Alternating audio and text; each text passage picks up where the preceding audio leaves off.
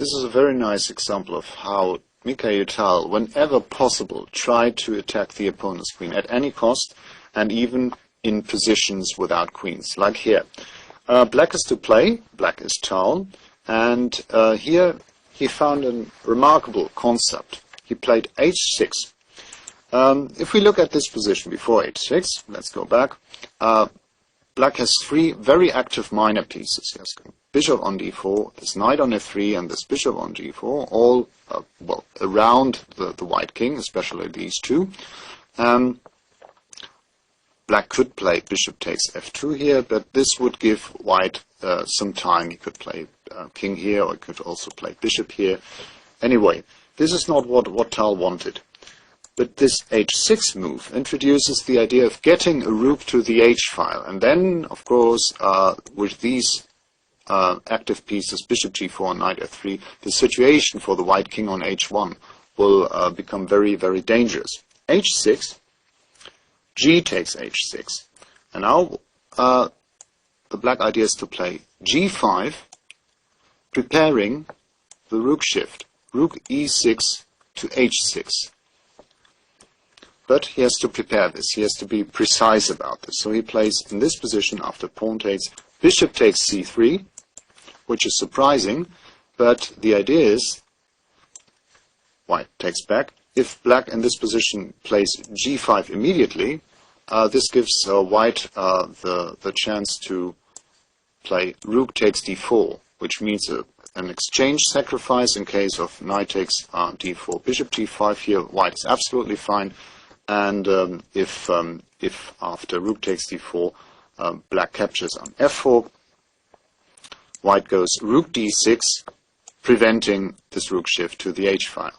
So this is absolutely fine for white. Note that rook e5 can now be answered by pawn takes f4, and the king runs out to g3, where it will be absolutely safe. So bishop c3 first, pawn takes c3, and now g5. g5.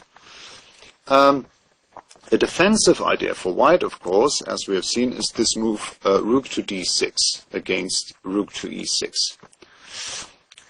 How can white maintain this idea? The only move to play is bishop c7. Otherwise, black goes here and takes here.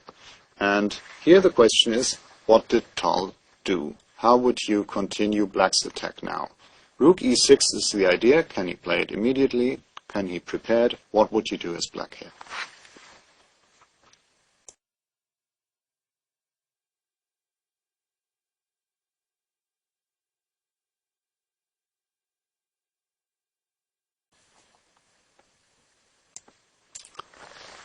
Rook a to c8. Excellent. You've seen that this bishop on c7 is the backbone of white's defense, and black is attacking this backbone.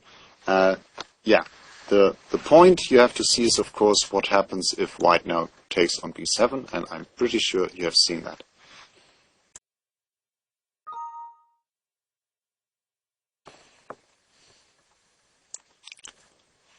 Rook to c8. This was Tal's continuation. This is crowning the game. Well, it's one of the points which crowns his attack. Rook to c8, and okay, let's start with the game continuation. Here Schuber played a bishop d6, and now Tal realized his idea of getting a rook to the h-file to attack the white king on h1. White played h7 in order to create counter chances on the diagonal d3 to h7, but this is not enough. King takes, king g2, rook h6, threatening checkmate on h2. Now came bishop d3, and this leaves the bishop on d6 en prise. Rook takes e5, check, and now black simply captured on d3. Rook takes and bishop f5, and black got a decisive material advantage. Instead of bishop d3, after, for example, bishop c4, black has many ways to play, and one of them is just to check here, king f1, and then play the calm move, rook to e8, and we see that this king this white king on f1 is really in dire straits because it can never get to e2 and into safety. So this is completely lost for white. Okay, this was the game continuation. Bishop d6. But one point is still to be seen. If after rook to c8, white plays rook takes b7, picking up a pawn and protecting this bishop on d8. How would you continue now as black?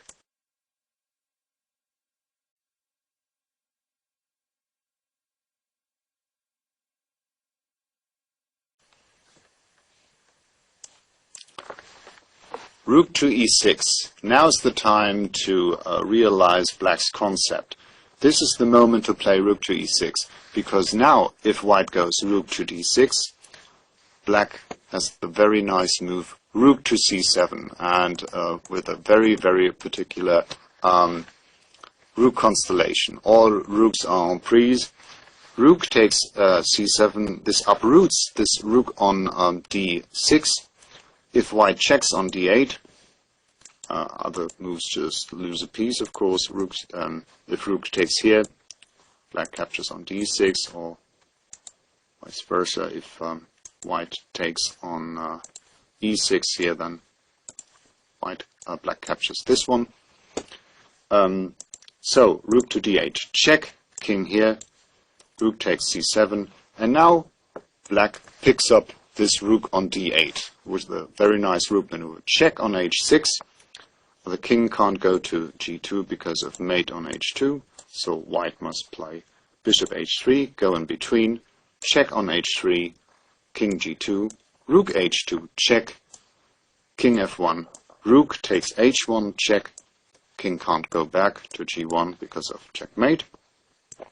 So rook h1, king e2, rook e1, check, forcing the white king into the d file, king d3, and now rook d1 check, followed by rook takes rook, and black is 2 pieces up. So this picture, this pattern, is why I chose this combination by Tal.